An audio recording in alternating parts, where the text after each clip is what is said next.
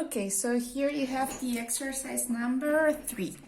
We have to draw the resultant force and calculate it in case it's possible. No, just draw. Okay, so first of all, for example, here we have 3 forces, okay? So what we are going to do is calculating the resultant force of 2 of them, and then with that resultant force and the third force, we will calculate the another resultant force, okay? That last resultant force will be the resultant force of these 3. Let's see how to do it. Okay, none of them are neither in the same or in opposite direction, so we have to do with any of them the parallelogram method. So you can start with whichever forces you want, okay? We are going to start with these 2.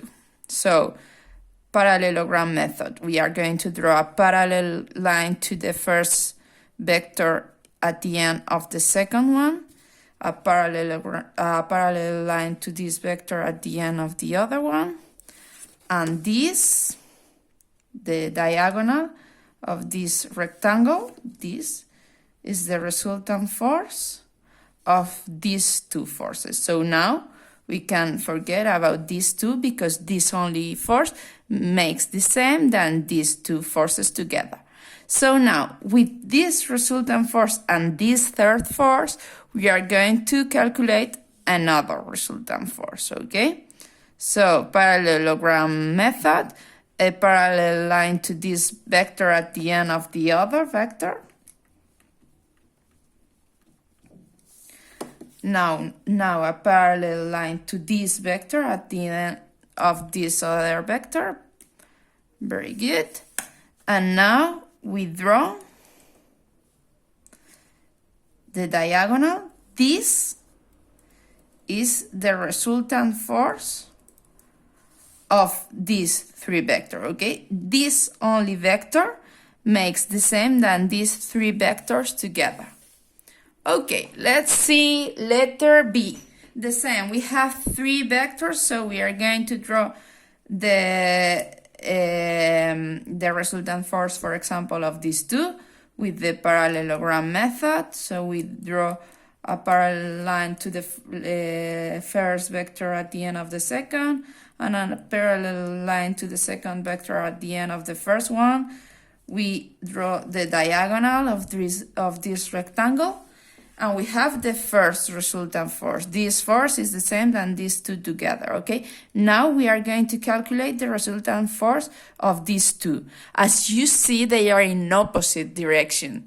And they, well, more or less, because we have no measurement in this exercise, but they seem to be the same length.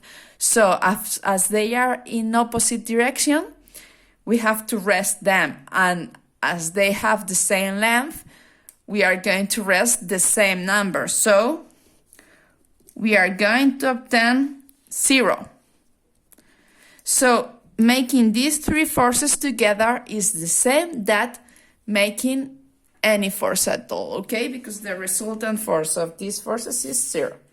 Let's see letter C. In this case, we just have two vectors, 2 forces. So as they are not nor in the same or opposite direction, we are going to do the parallelogram method. So a parallel line to this vector at the end of the other, a parallel line to this other vector at the end of the first vector, and this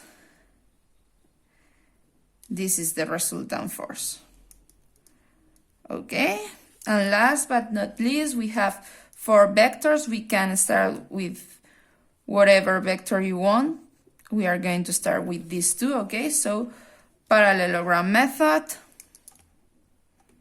the same as in the other cases.